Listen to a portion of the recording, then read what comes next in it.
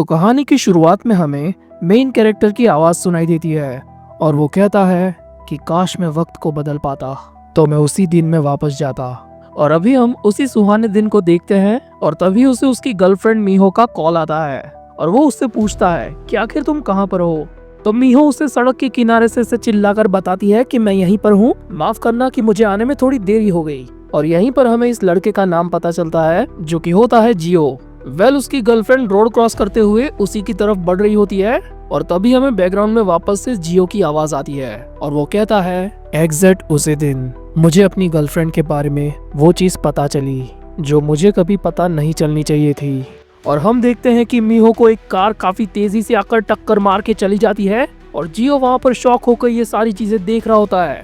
तो तुरंत ही वो भागते हुए मीहो के पास जाता है और एम्बुलेंस चिल्लाने लगता है। एम्बुलेंस तुरंत आ भी जाती है और मीहो को स्ट्रेचर में डालकर हॉस्पिटल ले जाया जाता है। और जियो बेचारा इस पूरे टाइम पे ऊपर वाले से यही प्रार्थना कर रहा होता है कि हे भगवान मेरी जिंदगी की इकलौती पसंदीदा औरत को बचा लो। लेकिन तभी उसे डॉक्टर और नर्स आकर ये बताते हैं कि चिंता की कोई बात नहीं भाई साहब, आपकी माशूका खतरे से बाहर है। डॉक्टर यहाँ पर जियो से पूछता है कि सच सच बता भाई कि तेरी गर्लफ्रेंड एक वाहन से ही ठुकी है ना, क्योंकि उसकी एक्सरे रिपोर्ट में तो एक भी इंजरी दिखाई ही नहीं दे रही। आखिर कौन सी चक्की का आटा खाती है वो कि इतने तगड़े एक्सीडेंट के बावजूद उसे एक माइनर क्रैक भी नहीं आया। डॉक्टर आगे बताता है कि हम थोड़ा भी रिस्क नहीं लेंगे भाई साहब, वो भले ही ठीक है लेकिन फिर भी मैं चाहता हूँ कि वो एक दिन के लिए मेरी ऑब्जर्वेशन में रहे, लेकिन अभी के लिए तुम उससे मिल सकते हो। तो नर्स जियो को कहती है कि प्लीज सर आइए मेरे साथ, मैं आपको लेकर चलती हूँ आपकी गर्लफ्रेंड के हॉस्पिटल रूम के पास। तो नर्स के पीछे पीछे जाते हुए जियो उसको पूरे रास्ते यही पूछ रहा होता है कि क्या सच में वो ठीक होगी या नहीं। तो नर्स उसे बताती है कि चिंता की कोई बात नहीं, जिस तरीके से आपने बताया उस हिसाब से हमें ऐसा लगता है कि वो एक्सीडेंट सिर्फ दिखने में ही काफी ज्यादा बड़ा था, बल्कि असलियत में आपकी गर्लफ्रेंड की बॉडी पर उससे कुछ ज्यादा इम्पैक्ट नहीं हुआ, वो बिल्कुल ठीक है। तो जियो उस रूम का दरवाजा खोलकर सीधा अंदर जाता है और वहाँ जाते ही शॉक हो जाता है क्योंकि उसकी गर्लफ्रेंड मीहो बिल्कुल ठीक है और वो उसे बताती भी है कि देखो मैं बिल्कुल ठीक हूँ, मुझे तो कुछ भी नहीं हुआ। लेकिन मीहो सब कुछ भूलकर सीधा जाकर उससे चिपट जाता है और उसकी बाहों में जाते ही ऐसे रोने लगता है कि बाबू मैं तुमको अभी खोने ही वाला था। अगले सीन में हम देखते हैं कि रात हो चुकी है, इसके बावजूद जियो मीहो को छोड़कर अपने घर पर नहीं गया। तो मीहो उससे कहती है कि ऐसा मत करो मेरी जान, अगर तुम अभी नहीं गए तो तुम अपनी लास्ट ट्रेन भी पकड़ नहीं पाओगे। लेकिन जियो उसकी सारी बातों को कम्प्लीटली इग्नोर करके उसके मुंह के अंदर एक एप्पल की स्लाइस ठूस देता है और मीहो को कहता है कि मेरी चिंता मत करो, तुम अपनी चिंता करो, तुम्हें अपनी केयर करने की ज्यादा जरूरत है। बस मैंने ये जितना एप्पल काटा है तुम उसको खा लो, उसके बाद मैं यहाँ से फूट लूंगा।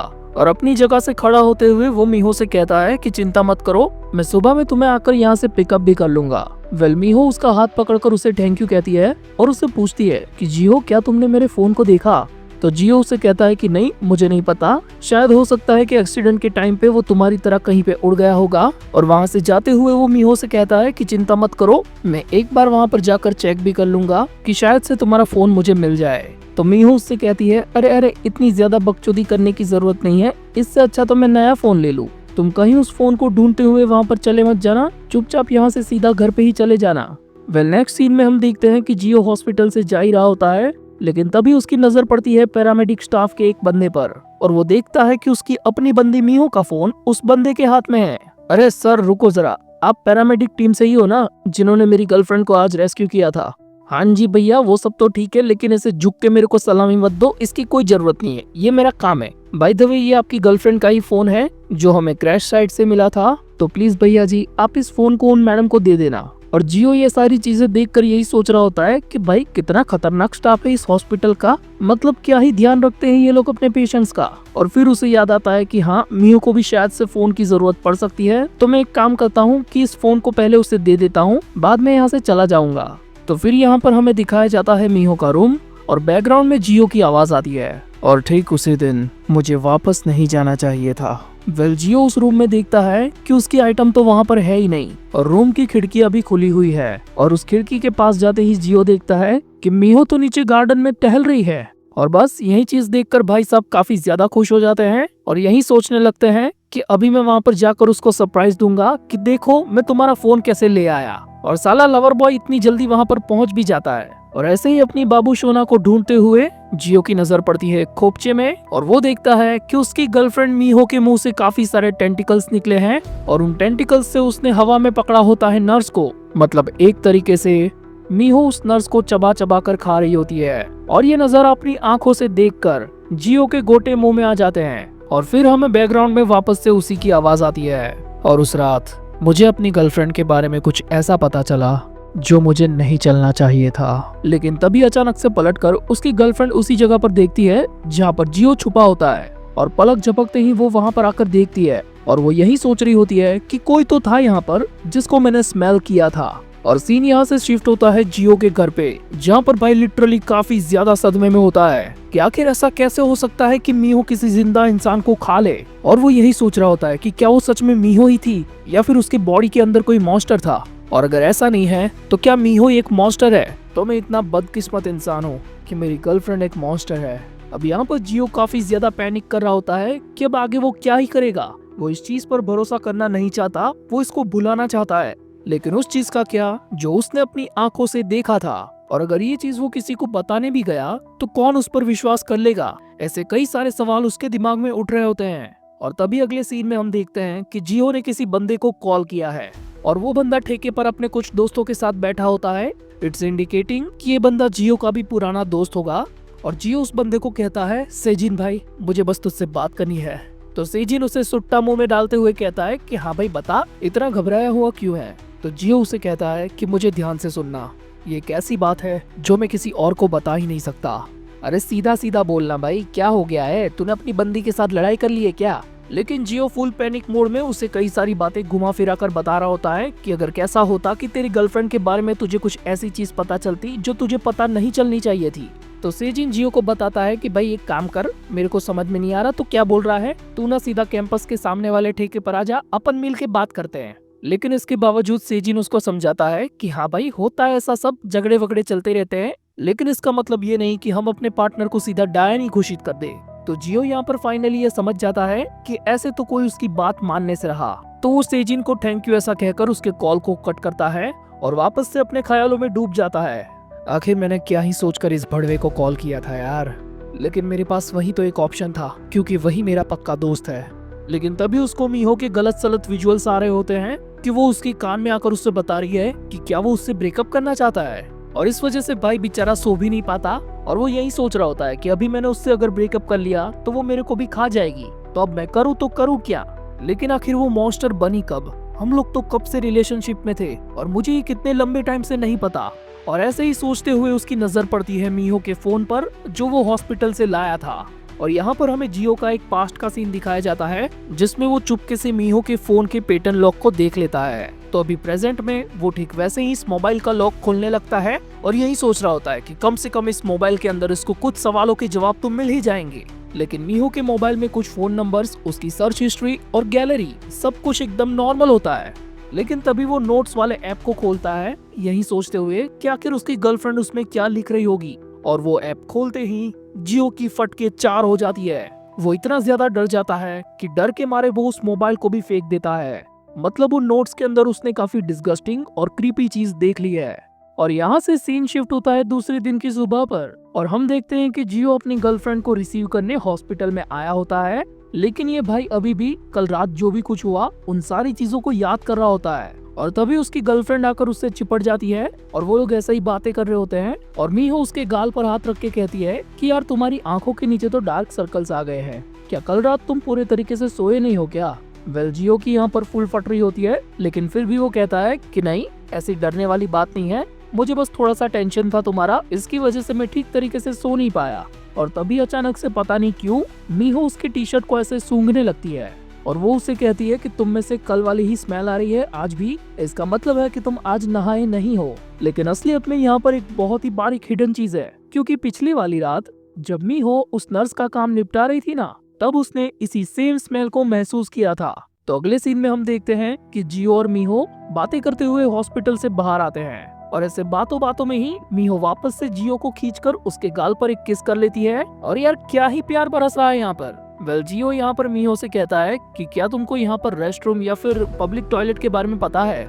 और मीहो उसे कहती है कि हाँ मुझे पता है कि तुम काफी देर से रोक के खड़े हो, जाओ अपना काम खत्म करके आओ। और जियो भाई मेंस के पब्लिक टॉयलेट के अंदर पेट भर के उल्टी कर रहे होते हैं, क्योंकि अभी कुछ देर पहले ही उनकी मॉन्स्टर गर्लफ्रेंड ने उनको चपाक करके चूमा होता है। वेल इसके बाद यहाँ से ये लोग वापस से अपनी डेस्टिनेशन पर जा रहे होते हैं और मियो जियो से कहती है कि अगर तुम्हारी तबीयत ठीक नहीं है तो हम एक बार डॉक्टर को मिल आते हैं। और इन सारी बातों के बीच हमें ये पता चलता है कि जियो भाई की तो फटी पड़ी है, क्योंकि उसको यही लगता है कि अभी मुंह खोल के मेरे को ये खा जाएगी। अब ये लोग यहाँ पर पब्लिक में होते हैं तो हमें भी पता है कि ऐसा कुछ नहीं होने वाला यहाँ पर। और मीहो जियो से कहती है कि एक काम करना, मैं तुमको कुछ खाना और कुछ दवाइयाँ देकर जाऊंगी घर जाने से पहले, तो आज तुम उसी से अपना काम चलाना।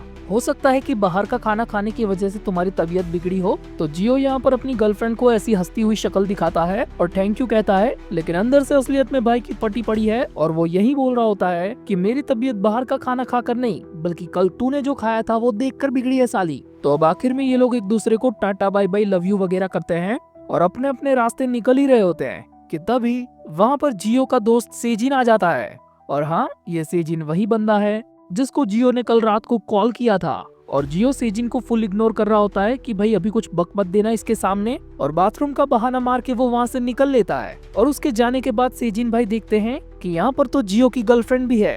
अरे भाभी जी, मैं शायद जानता हूँ आपको, अपना जियो आपके बारे में बहुत सारी बातें करता है। वेल मीहो भी सेजिन को ऐसे फुल इग्नोर करना चाह रही होती है, लेकिन भाई एक बार बात करना शुरू करता है तो रुकता ही नहीं है कि मैं और जियो बहुत अच्छे दोस्त हैं। जब भी उसको कोई एडवाइस चाहिए होती है तो मेरे को कॉल करता है। मुझे तुम्हारे बारे में उसने काफी सारी चीजें बताई है, और क्या आपको पता है कि हम दोनों 5 साल से पक्के दोस्त हैं। और ये बात कहते हुए सेजिन भाई की नजर किसी और जगह पर होती है और हम देखते हैं मीहो की शक्ल को, जो कि काफी क्रीपी तरीके से सेजिन को देख रही होती है। और ऐसे ही बातों बातों में सेजिन ये बात बता देता है कि क्या कल रात को आप दोनों के बीच कोई झगड़ा वगड़ा हुआ था क्या, क्योंकि कल रात जियो ने मुझे कॉल करके ऐसा बताया कि भाई मेरी गर्लफ्रेंड मॉन्स्टर है, ऐसा कुछ गुस्से में बड़बड़ा रहा था, तो मुझे ऐसा लगा कि शायद कुछ हुआ होगा।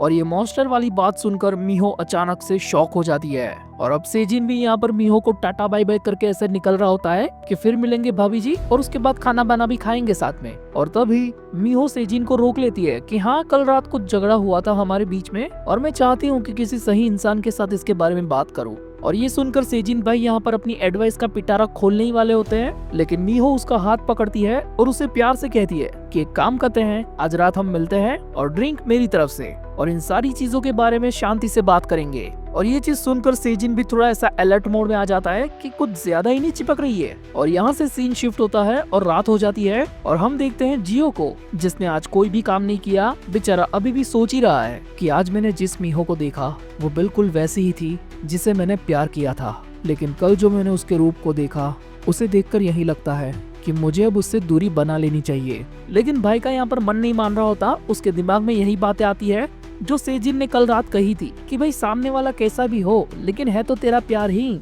और जियो देखता है वहाँ पर पड़े खाने और दवाइयों को जो ऑब्वियसली मीहो ने भिजवाई है, और ऐसे ही सारी चीज सोचते हुए जियो के मोबाइल पर सेजिन का मैसेज आता है और उसमें लिखा होता है पी पैराडाइज 5004। और जियो ये चीज समझ नहीं पाता कि आखिर ये क्या है और इसने मेरे को ऐसा मैसेज क्यों किया है। और तभी जियो के कॉल पर रियुंग नाम की उसकी फ्रेंड का कॉल आता है और रियुंग जियो को बताती है कि माफ करना यार, इतनी रात को मेरे को कॉल करना पड़ा, लेकिन बात ही कुछ ऐसी है। और जियो भाई की तो यार कल से ही फटी पड़ी है, लेकिन फिर भी वो पूछता है। और रियुंग जियो को बताती है कि मैं ऐसे ही अपने दोस्तों के साथ ड्रिंक करने के लिए निकली थी और तभी मैंने तुम्हारी गर्लफ्रेंड को देखा। मैंने देखा कि वो एक मोटेल के अंदर किसी अनजान बंदे के साथ जा रही है जिसे मैं शायद नहीं जानती। और आगे रियुंग बताती है कि मुझे ये तो पता नहीं कि वो लोग कौन से रूम में ठहरे होंगे, लेकिन मुझे इतना पता है कि उस मोटेल का नाम है पैराडाइज मोटेल। साला मेरे नाम का मोटेल खोल के मेरे कोई क्रेडिट नहीं देते। और पैराडाइज मोटेल का नाम सुनकर जियो भाई की बत्ती जलती है कि अभी कुछ सेकंड्स पहले सेजिन का जो मैसेज आया था उसमें भी यही लिखा हुआ था, पैराडाइज 5004। तो जियो रियुंग को थैंक यू बोलकर फटाक से कॉल कट करता है और यहाँ पर हमें रियुंग की थूत दिखाई जाती है, जो मेरे हिसाब से तो भाई दिखने में मीहो से लाख गुना बेहतर है। वेल अगले सीन में हम देखते हैं कि जियो भाई फुल स्पीड में भगता हुआ पैराडाइज मोटेल में पहुंचता है और यहाँ पर भाई को अपनी गर्लफ्रेंड की नहीं पड़ी बल्कि अपने दोस्त की पड़ी होती है कि यार उसको कुछ ना कर दे, वो मॉन्स्टर कहीं की। और जियो लिटरली इतना ज्यादा घबराया हुआ होता है कि यार लिफ्ट को इग्नोर करके सीढ़ियों से ही सीधा ऊपर चढ़ जाता है और उस रूम के दरवाजे को धक्का मारकर खोलने की काफी ज्यादा कोशिश करता है, यहाँ तक कि वो चिल्ला भी रहा होता है कि दरवाजा खोलो। लेकिन कोई जवाब ना पाने पर वो वहाँ पर पड़े फायर एंड सेफ्टी सिलेंडर को उठाता है और उस दरवाजे के हैंडल को तोड़ के लात मार के दरवाजा ही खोल देता है। और यहाँ पर जियो के साथ साथ हम भी देखते हैं कि अंदर मीहो है और बेड पर पड़ा हुआ है सेजिन, लेकिन सेजिन असलियत में खून से रंगा हुआ है। और मीहो जियो से कहती है, हे, क्या अब तुम अच्छा महसूस कर रहे हो? और ये नज़ारा देखकर जियो को ultra pro max ultimate legendary level का सदमा लगा होता है कि आखिर उसके जिगरी जान दोस्त के साथ उसकी मॉन्स्टर गर्लफ्रेंड ने ये क्या कर दिया। और हम देखते हैं कि जियो गुस्से में वही सिलेंडर मीहो के मुंह पर मारने वाला होता है, लेकिन हमें सिर्फ उड़ते हुए खून के विमल वाले धब्बे देखने को मिलते हैं। और यहाँ से सीन शिफ्ट होता है और मीहो जियो को प्यार से सुबह में उठा रही होती है और जियो की आंखें खुलती है और वो देखता है कि वो तो अपनी गर्लफ्रेंड के साथ बेड में पड़ा हुआ है। और मीहो जियो से कहती है कि जल्दी उठकर तैयार हो जाओ जान, हमें जल्दी से अपने अपने काम पर जाना है। लेकिन उसके जान की गांठ तो पहले ही फट चुकी थी कि आखिर वो यहाँ पर कैसे आया। मतलब कि जियो को ये सारी बातें याद आ गई होती है कि कल रात उसके साथ क्या हुआ था और उसकी गर्लफ्रेंड ने सेजिन के साथ क्या किया। और उसको लगता है कि सेजिन भाई तो निपट गया और अब उसकी बारी आने ही वाली है। एंड वो मीहो को धक्का मारकर गिरते पड़ते उस घर से बाहर निकलता है और सड़कों पे पागलों की तरह भागने लगता है। आखिर उसने ऐसा क्यों किया? उसने सेजिन को खा लिया, अब मेरी बारी आने वाली है। और ऐसी ही सारी चीजें सोचते हुए जब वो भाग रहा होता है तब हम देखते हैं कि जियो सेजिन के साइड से ही गुजरता है और सेजिन भी उसे देख लेता है। ओए जियो, आखिर नंगा होकर कहाँ भाग रहा है? और ये सुनकर जियो बेचारा ब्रेक लगाने के चक्कर में वहीं पर गिर जाता है। अबे भाई, क्या हो गया है तेरे साथ? तू चड्डी पहन के क्यों भाग रहा है रोड पर? और सालो तुम लोग कैमरा बंद करो, यहाँ पर कोई तमाशा नहीं हो रहा। सेजिन भाई, आखिर ये सब क्या चल रहा है? आखिर तू जिंदा कैसे है? लेकिन तभी हम देखते हैं कि मीहो भी जियो के पीछे भगती हुई आ रही होती है और वो जियो की बॉडी पर एक कंबल को डाल देती है और सेजिन से कहती है कि तुम्हारा बहुत बहुत शुक्रिया जियो को इस हालत में रोकने के लिए। और जियो चड्डी में बैठा हुआ यही सोच रहा होता है कि आखिर ये मेरी जिंदगी में अचानक से ये सब क्या होने लगा। एक काम करते हैं जियो, चलो एक शांत जगह पर जाकर इसके बारे में बात करते हैं। और हम देखते हैं कि वो तीनों एक कैफे में आ गए होते हैं और सेजिन जियो को पूछ रहा होता है कि भाई क्या ही बोल रहा है तू? क्या मीहो ने किसी मोटल में मेरे को मार दिया? अबे लेकिन मैं तो तेरे सामने जिंदा बैठा हूँ ना, मैं कहाँ मरा हुआ हूँ? तो आखिर तुमने रात को वो मैसेज क्यों किया था? और जियो के मुंह से मैसेज वाली बात सुनकर मीहो की शक्ल भी देखने लायक होती है। कौन सा मैसेज भाई? तू किसकी बात कर रहा है? रुको रुको मैं दिखाता हूँ, मेरे पास ही है वो। लेकिन जियो अपने फोन में देखता है कि सेजिन ने तो ऐसा कोई मैसेज किया ही नहीं है। जरा थोड़ा सोच कर देख भाई, मैं आखिर तेरी गर्लफ्रेंड के साथ मोटेल में क्यों जाऊंगा? मैं इतना भी गया गुजरा नहीं हूँ। वो मैसेज मेरे फोन में था, मैंने वो देखा था, मैंने तुझे भी कल रात देखा था। और तभी जियो को ये याद आता है कि कल रात उसकी फ्रेंड रियूंग ने भी तो उसको कॉल किया था। तो वो बिना कुछ बोले ऐसे सुमड़ी में अपने कॉल रिकॉर्ड चेक कर रहा होता है कि हाँ, वो चीज तो होगी मेरे पास। लेकिन हम देखते हैं कि जियो के कॉल रिकॉर्ड्स के अंदर रियूंग का नामो निशान भी नहीं होता। ये सब तुमने किया है, ये सब तुम दोनों ने किया है, तुम दोनों मिले हुए हो, तुम लोग तो एक दूसरे को जानते भी नहीं थे, तो आखिर अभी ऐसे क्यों रिएक्ट कर रहे हो कि तुम लोग कब से एक दूसरे को जानते हो? तो सेजिन जियो को कहता है कि अरे भाई जियो, कल रात हम तीनों साथ ही थे। और ऐसा बोलते हुए वो अपने मोबाइल में उन तीनों की एक फोटो दिखाता है जिसमें ये तीनों कल रात को पार्टी कर रहे थे। और सेजिन जियो को बताता है कि कल रात तो भाई तूने कुछ ज्यादा ही पी ली थी, तो हो सकता है कि इसी की वजह से तू अभी हेलोसिनेशन का सामना कर रहा है। आखिर ये सब कैसे हो सकता है? मुझे अच्छे से याद है, मैं इतनी कभी नहीं पीता और मैंने कल खुद सेजिन को देखा था जो खून से सना हुआ था, तो आखिर वो अभी मेरे सामने कैसे बैठा है? और मीहो जियो का हाथ पकड़ते हुए उसे कहती है कि क्या तुम अभी ठीक हो? लेकिन जियो फुल ख्यालों में डूबा हुआ होता है कि क्या मैं सच में हेलुसिनेट कर रहा हूँ, क्योंकि मुझे याद है कि मैंने मीहो को मारने की कोशिश की थी, तो आखिर मीहो अभी मेरे सामने सही सलामत कैसे है? और अगर ये बात एक बार को सच भी है तो आखिर उसने मुझे क्यों नहीं खाया? और तभी जियो देखता है कि मीहो रो रही है और उसे ये कह रही है कि प्लीज जियो, चलो डॉक्टर के पास चलते हैं और एक बार दिखाते हैं उनको कि आखिर तुम्हारे साथ ये क्या हो रहा है। और जियो मीहो की ये बात सुनकर अपनी जगह से खड़ा होता है और कहता है अभी मेरी हालत ठीक नहीं है, मुझे अभी बाथरूम जाना है। और यार सच में इसकी हालत ठीक नहीं होती, उसको एक तरीके का सदमा लगा होता है और इसी की वजह से वो वहीं पर गिर जाता है। उसे इन सारी बातों पे भरोसा नहीं हो रहा होता कि क्या अभी वो जो इन दोनों के साथ बैठा है वो असली है या फिर उसके साथ जो कल रात हुआ था वो चीज असली है। मतलब जियो यही सोच रहा होता है कि क्या अभी भी वो हेलुसिनेट कर रहा है या फिर उसके दिमाग की हालत सच में खराब हो चुकी है। वेल अगले सीन में हम देखते हैं कि जियो वहाँ से बाथरूम का बहाना मारकर बाथरूम में आ गया होता है और यहाँ पर आकर वो रियुंग को कॉल करता है और उससे पूछता है कल रात के बारे में कि तुमने तो मुझको कॉल किया था और तुमने बताया था कि मेरी गर्लफ्रेंड किसी अनजान बंदे के साथ पैराडाइज मोटेल में जा रही है। और हम देखते हैं रियुंग को जो किसी बिल्डिंग के टॉप फ्लोर पर बैठी है और जियो की बात पर वो कम्प्लीटली डिनाई कर देती है कि नहीं, मैंने कब तुमको कॉल किया था, मुझे तो याद भी नहीं है। और हमें पता चलता है कि रियुंग उन लोगों के कैफे के सामने वाली बिल्डिंग में ही बैठी हुई है और मीहो पर नजर रख रही है। यानी कि रियुंग भी एक तरीके से जियो को चुना लगा रही होती है और वो उसे बताती है कि जियो, मैंने अपना फोन चेक किया और मुझे यही पता चला कि मैंने तो तुमको कल रात को कॉल किया ही नहीं था। और जियो यहाँ पर फुल शॉक होता है क्योंकि उसे ऐसा ही लग रहा होता है कि अब सच में उसके दिमाग की सटक चुकी है और वो काफी गंदा वाला हेलुसिनेट कर रहा है। लेकिन यार मुझे अच्छे से याद है कि तुमने मुझे कॉल किया था। लेकिन रियुंग अपनी बात पर अड़ी रहती है और यही कहती है, नहीं यार, मैंने तुमको कॉल नहीं किया, मैंने अपना फोन चेक किया है। एक काम करो, तुम अपने ही कॉल रिकॉर्ड्स को क्यों नहीं चेक करते। लेकिन हमें तो ये अच्छे से पता है कि जियो ने अपने कॉल रिकॉर्ड्स को पहले ही चेक किया था और उसमें रियुंग का नामो निशान नहीं है। तो ऐसे ही सदमे वाली सोच के साथ वो बाथरूम से बाहर आता है और बाहर आते ही मीहो उसको बताती है कि मैंने ऑलरेडी कैब को बुक कर दिया है, उसके आते ही हम सीधा यहाँ से हॉस्पिटल में ही जाएंगे। लेकिन जियो उसको कहता है कि मैं आज कुछ अच्छा फील नहीं कर रहा, मैं काफी ज्यादा टायर्ड हूँ, मैं नहीं चाहता कि मैं अभी हॉस्पिटल में जाऊँ। नहीं जियो, तुम्हें चलना होगा। और मीहो की ऐसी जबरदस्ती वाली शक्ल देखकर जियो भाई की तो फुल फटी हुई होती है और मीहो तो उसका हाथ पकड़कर उसे ले जा रही होती है। और जियो घबराहट के मारे उससे यही पूछता है कि आखिर सेजिन अभी यही तो था, अभी कहाँ चला गया। तो मीहो उसे कहती है कि उसे एक्स्ट्रा क्लास में जाना था तो वो वहाँ पे चला गया है। लेकिन तभी जियो की नजर पड़ती है मीहो के हाथ में रहे फोन पर और उसे ये याद आता है कि उस रात जो हादसा हुआ था उसके बाद वो फोन तो मेरे पास था और वो फोन मेरे हाथ से गिर गया था और उसकी स्क्रीन भी टूट गई थी। तो आखिर अभी मीहो के पास वो वाला फोन आया कैसे। एंड हम देखते हैं कि उन लोगों की कैब आ चुकी है और वो लोग जा रहे होते हैं और ऊपर बिल्डिंग पर खड़ी रियुंग भी ये सारी चीजें देखने के बाद एक ब्लैक हैट पहनकर चली जाती है। अब यहाँ पर पूरे रास्ते जियो को तरह तरह के ख्याल आते रहते हैं और वो धीरे धीरे यही फील कर रहा होता है कि वो कई सारी चीजों को लेकर हेलुसिनेट कर रहा है। लेकिन मीहो फिर भी उससे पूछती है, क्या अभी भी मैं तुम्हें कोई मॉन्स्टर की तरह लगती हूँ। मुझे नहीं पता मीहो, मुझे तो ये भी नहीं पता कि कल रात मैंने काफी ज्यादा पी ली थी और हम दोनों साथ में सो गए थे।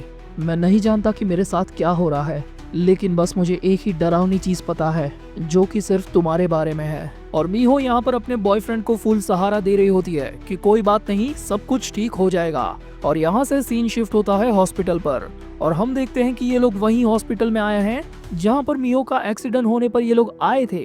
और डॉक्टर इन लोगों को बताता है कि तुम्हारी रिपोर्ट और एक्सरे की कंडीशन देखकर मुझे ऐसा लगता है कि अभी जो तुम्हारे साथ हो रहा है वो एक तरह के स्किज़ोफ्रेनिया के सिम्टम्स है, लेकिन अभी ये बहुत अर्ली स्टेजेस में है। तो अगर तुमने रेगुलर तौर पर मेडिसिन ली तो तुम बहुत जल्दी ठीक हो जाओगे। वेल हॉस्पिटल के अंदर जियो के कुछ टेस्ट होने वाले होते हैं, इसलिए वो दोनों यहाँ पर वेटिंग कर रहे हैं। और मीहो उसे कहती है कि देखो, हमें यहाँ पर वापस आना पड़ा, पिछली बार मेरी वजह से और इस बार तुम्हारी वजह से। और मीहो जियो का डर दूर करने के लिए उसे कहती है, क्या तुम उस जगह पर वापस जाना चाहते हो जहाँ पर तुमने मुझको एक मॉन्स्टर बनकर किसी को खाते हुए देखा था। वेल पहले तो जियो थोड़ा सा चौंकता है, लेकिन फिर हल्की सी हंसी में हंसने लगता है कि नहीं, मैं वहाँ पर नहीं जाना चाहता। मुझे लगता है कि मेरे दिमाग में सीरियसली कोई केमिकल लोचा हो गया है और मुझे सच में नहीं पता कि ये सब कैसे हुआ। लेकिन एक बात साफ है मीहो कि तुम मॉन्स्टर बिल्कुल भी नहीं हो। लेकिन मुझे एक बात अभी भी समझ में नहीं आई कि आखिर कल रात हम लोग जब साथ थे वो बात अभी तक मुझे याद क्यों नहीं है। मैंने हमारी फोटो देखी, वो बिल्कुल सही है। मैंने सेजिन को देखा और वो भी जिंदा है और इससे यही साबित होता है कि डॉक्टर ने जो कहा वो बात सही है। मेरे अंदर शायद से स्किज़ोफ्रेनिया जाग चुका है और ये शायद तुम्हारे एक्सीडेंट से होने वाले शॉक के चलते हुआ है। और मीहो उसे कहती है कि चिंता की कोई बात नहीं है जियो, तुम बहुत जल्दी ठीक हो जाओगे। हाँ मेरी जान, मुझे बस इन दवाइयों के सहारे थोड़ा लंबा आराम करना पड़ेगा। और मीहो अभी जियो का मजाक उड़ा रही होती है कि उसे अभी भी विश्वास नहीं हो रहा कि डर के मारे जियो बस एक अंडरवेयर पहनकर रोड के ऊपर दौड़ रहा था। और यहाँ पर थोड़ा मूड फ्रेश होने के बाद मीहो जियो से कहती है कि चलो मैं तुम्हें घर तक छोड़ देती हूँ। और अगले ही सीन में हम देखते हैं कि वो लोग जियो की बिल्डिंग के नीचे आ चुके हैं और अभी उन लोगों का tata bye bye love you वगैरह चल रहा होता है। और मीहो उससे ये कहते हुए निकल जाती है कि मुझे एक्स्ट्रा क्लास में जाना है, तो अभी के लिए तुम खुद पर ध्यान दो, हम बाद में मिलेंगे। एंड फाइनली यहाँ से अलग होने से पहले ये लोग बिल्कुल एक कपल की तरह हकते हैं और जियो मीहो से माफी मांगता है कि सारी चीजों के लिए मुझे माफ कर दो मेरी जान। लेकिन हम देखते हैं उसकी जान की क्रीपी वाली हंसी को। हम देखते हैं कि जियो अपने घर के अंदर आ चुका होता है और अपने डेस्क पर अपनी दवाइयाँ रखता है और बस वो आराम करने जा ही रहा होता है, लेकिन तभी उसके दिमाग की बत्ती जलती है और वो पलटता है और देखता है कि उसकी मेडिसिन के साइड में मीहो का वही फोन पड़ा हुआ है जो उस हादसे की रात उसके हाथों से गिर गया था और उसकी स्क्रीन टूट गई थी। और वो उस फोन को अपने हाथ में उठाता है और यहाँ पर जियो को ये पता चलता है कि ये सारा कुछ जो अभी हो रहा है वो किसी भी तरह की हेलुसिनेशन नहीं है। वो फोन सच में उसके हाथों से गिरा था और टूट गया था और अभी वो टूटा हुआ फोन उसके हाथों में ही है। यानी कि जिन सारी चीजों को वो एक तरह की हेलुसिनेशन समझ रहा है वो सब कुछ असलियत में हुआ था। और यहाँ पर ये क्रीपी वीडियो एंड होती है। आपको क्या लगता है? अब अपने थॉट्स कमेंट्स में बिल्कुल शेयर करना कि क्या मीहो सच में मॉन्स्टर है, और अगर उसने सेजिन को खा लिया था तो वो जिंदा कैसे बच गया, और अगर ये सारी बात सच है तो रियोंग इन लोगों की जासूसी करते हुए क्या छुपा रही है। अगर ये सारी चीजें जानना चाहते हो तो इस वीडियो को लाइक कर दो और मुझे बताओ कि क्या आपको ये कहानी अच्छी लगी और क्या फ्यूचर में आप इसे ज्यादा देखना चाहते हो। तो मैं मिलूंगा आपको फ्यूचर में अपनी ऐसी ही वीडियो के साथ।